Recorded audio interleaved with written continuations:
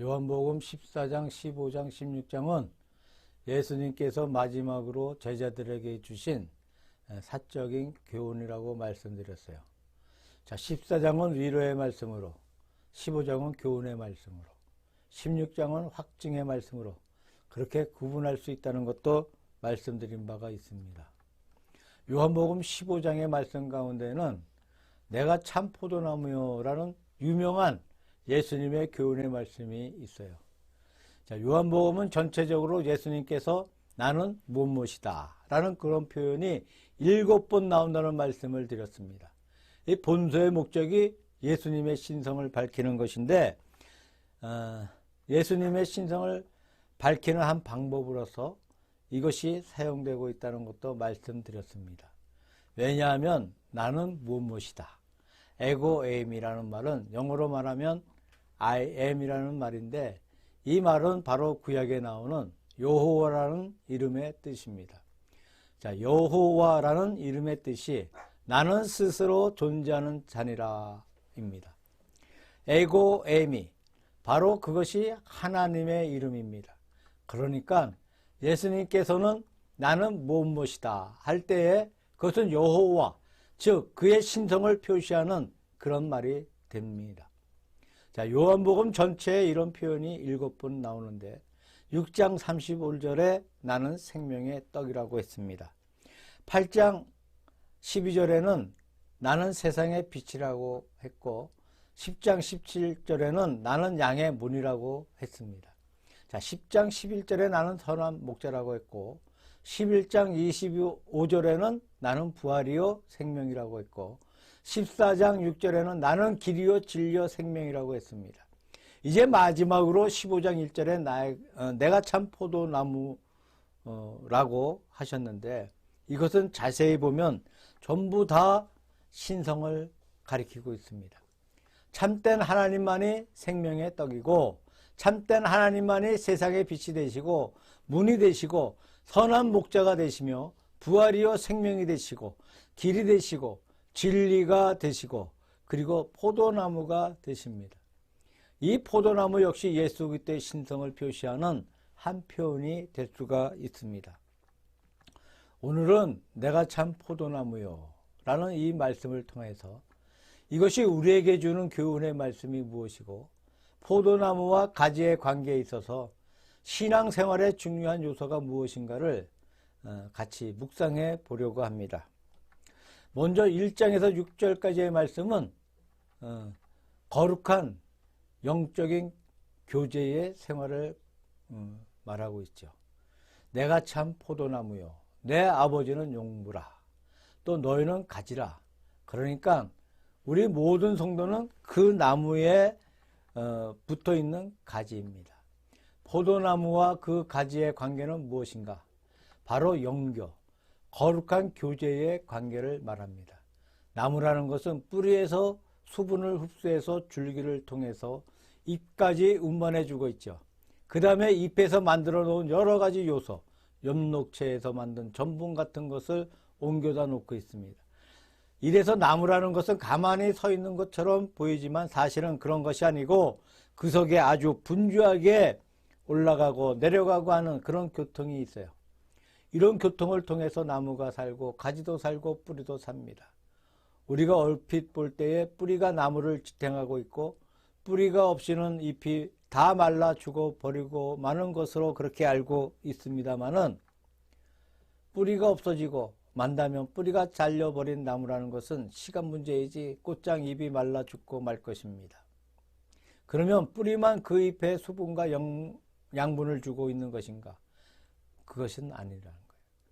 뿌리 때문에 잎이 살고 있는 것처럼 잎 때문에 뿌리가 살고 있어요.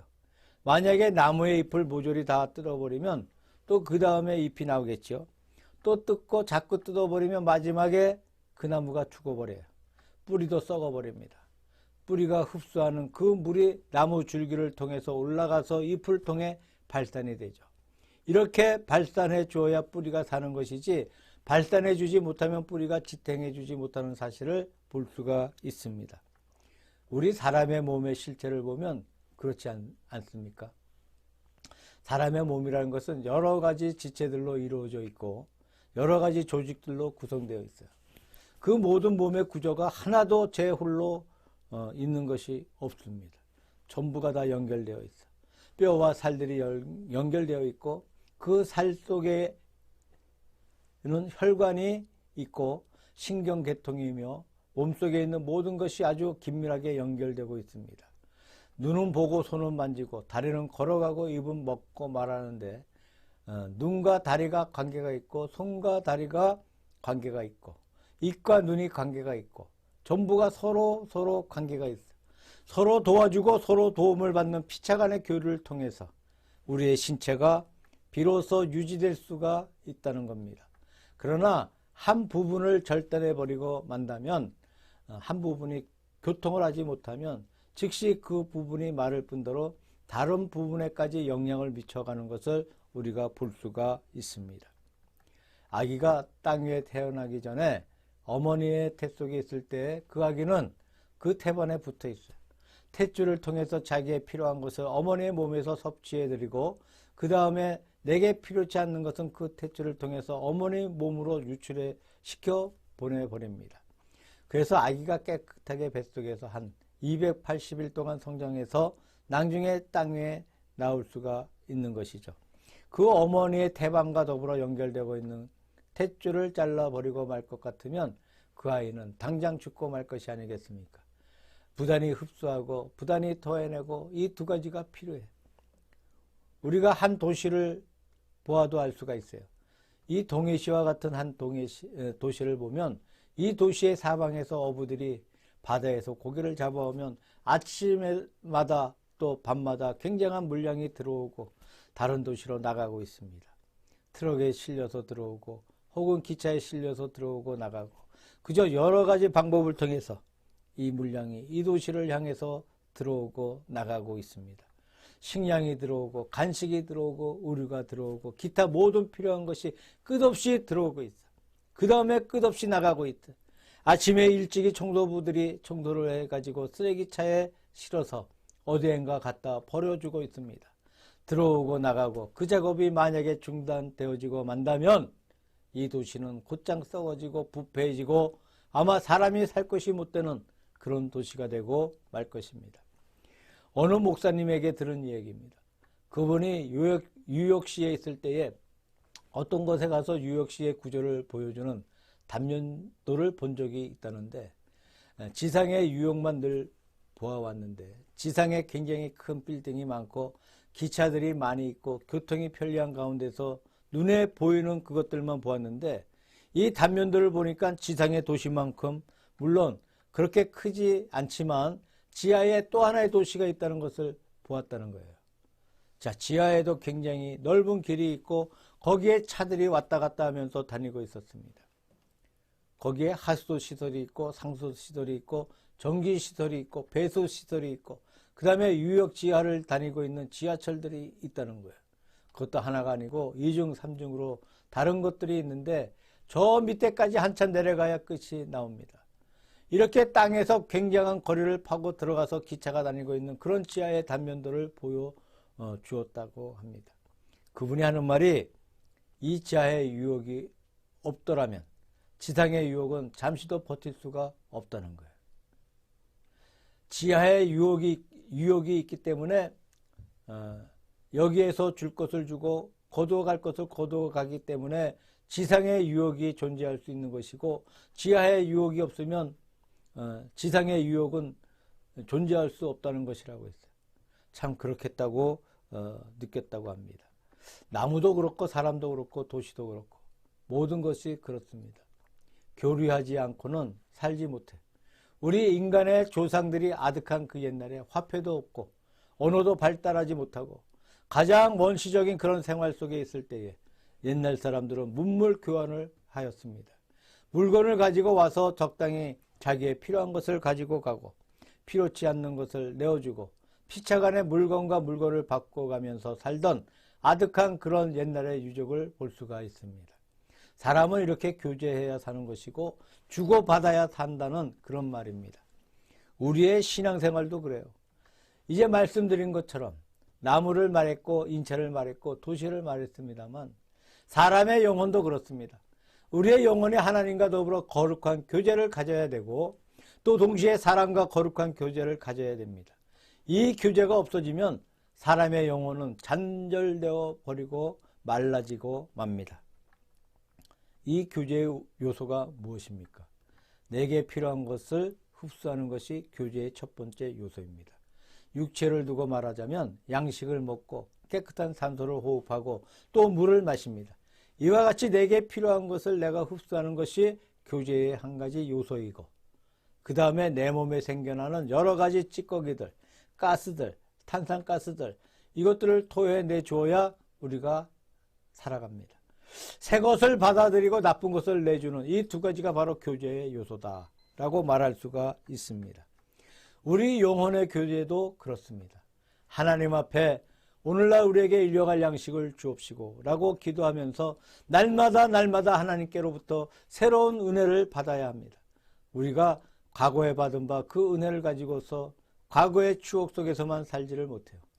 예를 들자면 우리가 음식을 먹었는데 현재 내가 배가 고픈데 어저께 한 달 전에 1년 전에 먹었던 음식을 생각해서 우리가 배가 부르겠습니까? 내가 살 수 있겠습니까? 영혼도 마찬가지. 과거에 내가 은혜를 많이 받았다는 그것 가지고 되는 것이 아니고 현재의 하나님 앞에 은혜를 받은 것이 필요합니다. 은혜 받는 방법이 무엇이겠습니까? 우리가 하나님 앞에 기도하는 것도 은혜 받는 길입니다. 하나님의 말씀을 연구하고 묵상하는 것도 은혜 받는 길입니다. 우리가 믿는 성도들끼리 같이 모여서 조용조용하게 우리의 믿음의 대화를 나누는 것도 은혜 받는 길입니다. 내가 무슨 성경을 통해서 은혜를 받았다. 내가 하나님 앞에 기도하는 가운데 무엇을 느꼈다. 우리가 이같이 받은 바 그 은혜를 남에게 간증해 줄 때에 상대방이 은혜를 받게 됩니다. 우리 성도들 간에 그런 대화를 통해서 은혜를 받습니다. 하여튼 이런 모든 사건을 통해서 우리 영혼이 양분을 흡수하게 되는 것입니다. 그리고 우리 몸속의 찌꺼기를 토해내는 것처럼 우리의 영혼의 찌꺼기를 토해내야 하는 것입니다. 그 찌꺼기가 무엇이겠습니까? 바로 인간의 죄입니다. 사람이 살다 보면 자꾸 몸속에서 부정한 배설물이 나오는 것처럼 도시에 살다 보면 하루아침에 그저 쓰레기가 굉장한 양으로 쏟아지고 있는 것처럼 우리 영혼도 그래요. 자기도 나도 알지 못하는 가운데 영혼의 찌꺼기가 쓰레기가 생겨 나옵니다. 그게 뭐예요? 바로 죄인 거예요. 우리 말에도 찌꺼기가 생겨 나오고 생각에도 허물이 생겨 나오고 행동에도 부족한 바가 많고 참으로 하나님 앞에 우리 양심들을 내어놓을 때에 우리가 얼마나 부족한 것이 많은지 모릅니다. 사람이 우리를 탓하는 것이 문제가 아니고 하나님 앞에 우리가 탓함을 받는 것이 가장 큰 문제인 것을 알고 있습니다. 이런 것을 주 앞에 고하고 주님 앞에 뉘우쳐 회개하고 주님 앞에 용서를 받는 이것이 우리 몸속에 있는 찌꺼기 쓰레기를 토해내는 작업이라고 생각합니다.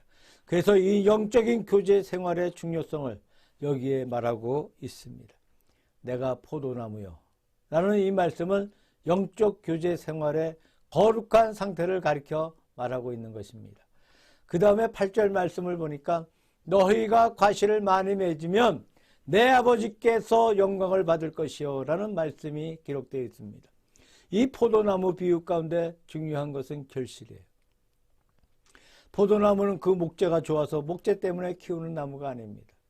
우리나라에도 청송이 있는 홍송이라는 나무나 취향목이라거나 하는 굉장히 좋은 나무들이 많습니다만 이런 나무들은 잘 키워서 목재로 사용합니다. 그러나 포도나무는 목재로서는 아무 가치가 없어. 구부러져 있고 가늘어서 어디에다 쓸 수가 있겠습니까?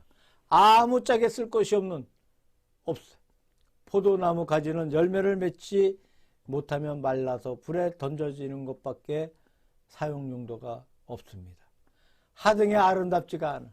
또 포도나무는 보기가 좋으니까 감상하는 그런 나무로 키우는 것도 아닙니다. 참 요즘 보니까 생활에 여유가 있으니까 화초를 모두 기르고 있습니다.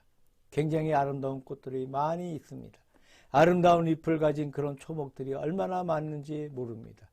우리가 그것을 보면 기분이 좋아지고 마음에 어떤 유쾌한 감을 느끼게 되죠. 그러나 포도나무는 그런 것도 아니에요. 뭐 맵시가 있는 것이 아니니까. 봄에 움터 나오는 데는 조금 어떤 것인지 모르지만 그저 여름이 되면 하등에 맵시가 없어.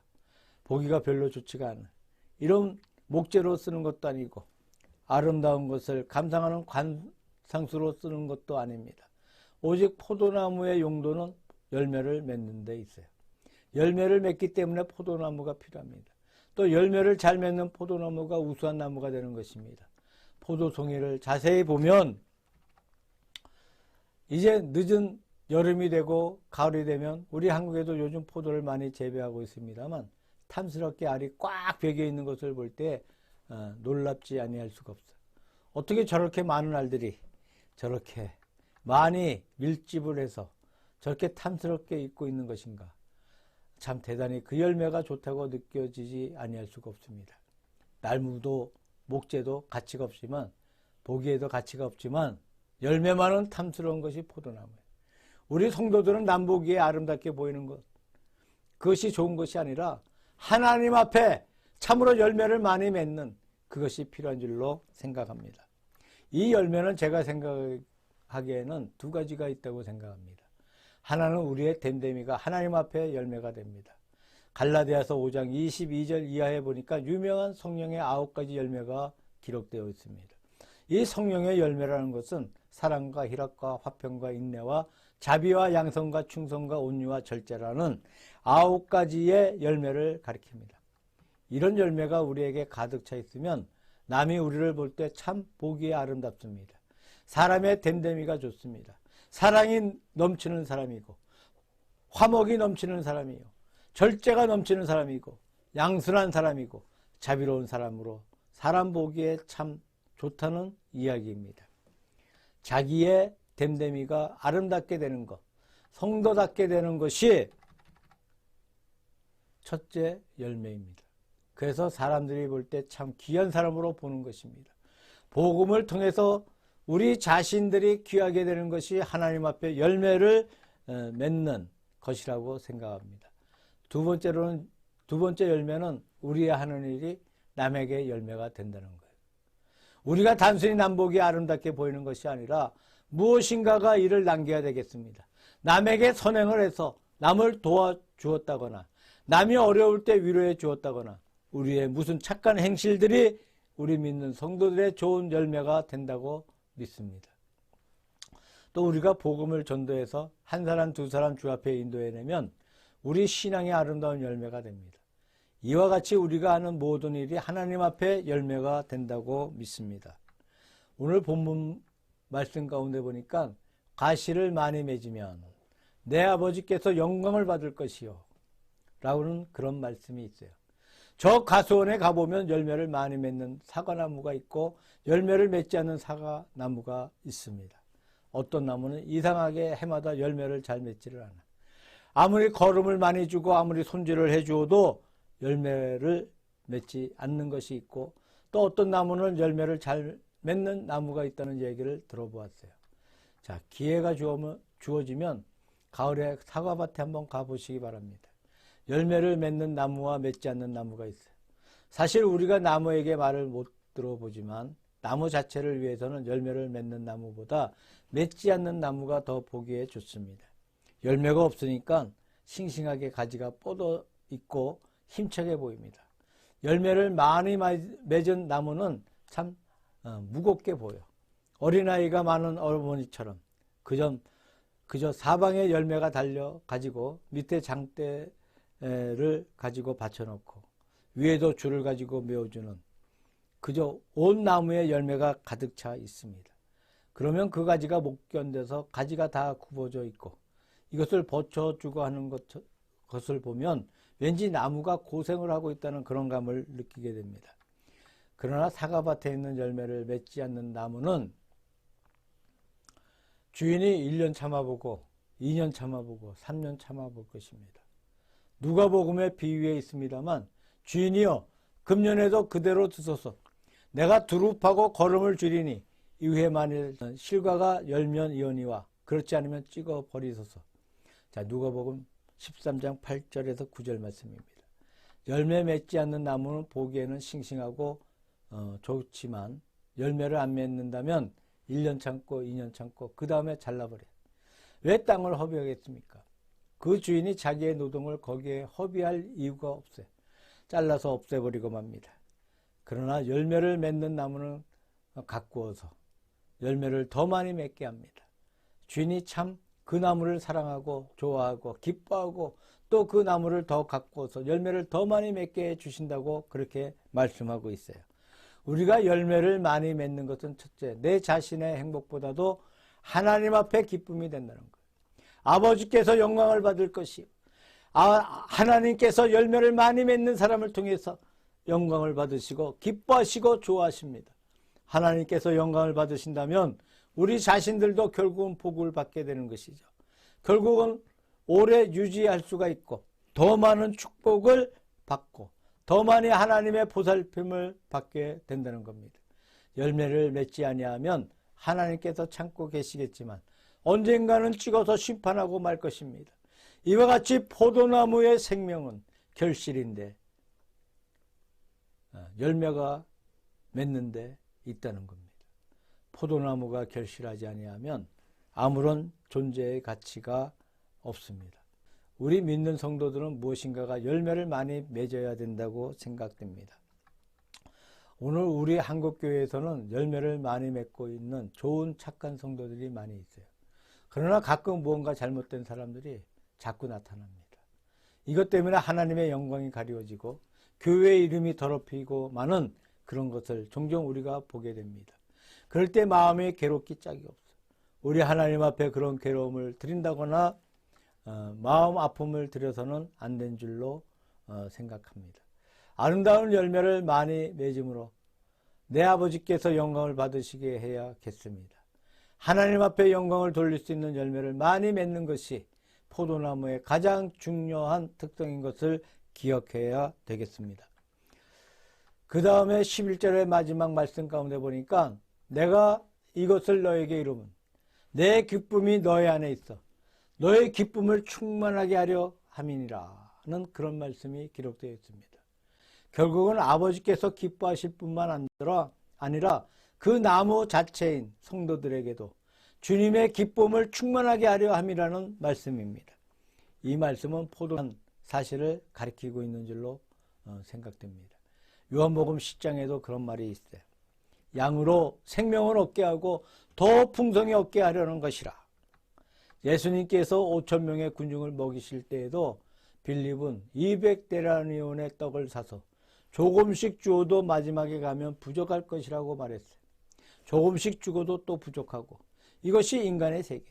그러나 예수님께서는 조금씩 준 것이 아니라 배불리 먹여주었고 마지막에 가서 몇 사람 못 먹는 부족한 것이 아니라 배불리 먹고도 12바구니가 남았어요.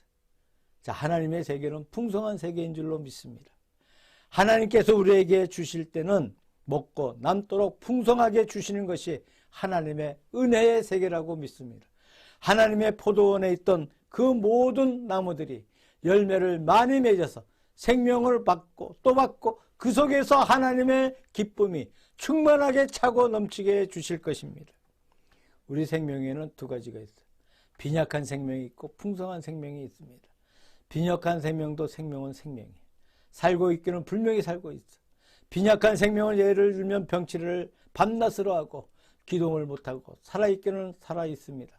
그러나 이 빈약한 생명은 남에게 괴로움을 주어 곁에 누군가가 도와주어야 하고 간호해 주어야 하고 남에게 고통을 줍니다. 또 이 빈약한 생명은 열매를 맺지 못해.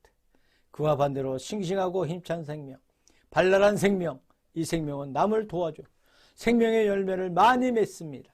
나무를 옮겨보면 옮겨놓은 그 나무는 힘을 못 씁니다. 살아있기는 살아있는데 차근하기까지 힘을 못 써. 농촌에서 봄에 모내기를 하고 있습니다. 모내기를 해두면 모내기 한 그날에는 뭐가 노랗지 않습니까?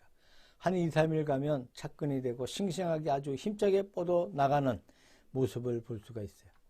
처음 옮겨 놓았던 나무들은 살아있기는 살아있는데 죽은 것은 아닌데 연약합니다.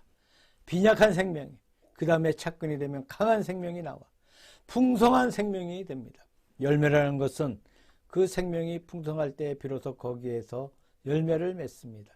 생명이 풍성치 못한 열매를 맺지 못하는 나무는 잘라서 불에 던져버린다고 말씀을 하셨어요. 포도나무 가지 중에 열매를 맺지 않는 나무의 가지는 그 힘을 다른 곳에 보내기 위해서 잘라버립니다. 사과 밭에도 가면 그래요. 열매를 잘 맺는 좋은 가지는 가두어 두고 그렇지 못한 가지는 잘라서 힘을 한 군데 집중시켜서 열매를 많이 맺게 하는 사실을 볼 수가 있어요. 그리고 열매를 맺지 못하는 빈약한 생명은 불에 던짐을 받게 된 것이고 연약한 생명은 재해지고 마는 사실을 가리켜 말하고 있습니다. 어떤 분이 적극적 신앙, 소극적 신앙 그런 말을 했습니다.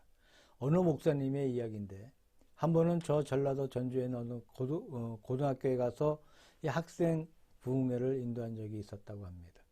그때 그 학교의 교장이 장로님이셨는데 한 번은 점심을 같이 먹으면서 장로님이 적극적 신앙, 소극적 신앙이라는 말씀을 하셨어요. 참 그 말이 대단히 목사님 마음에 인상이 남아서 지금도 그 말을 잊지 않는다고 합니다. 자기 학교의 선생은 전부 다 세례를 받은 교사들이고 세례를 받지 않으면 교사 채용을 하지 않는다고 해요.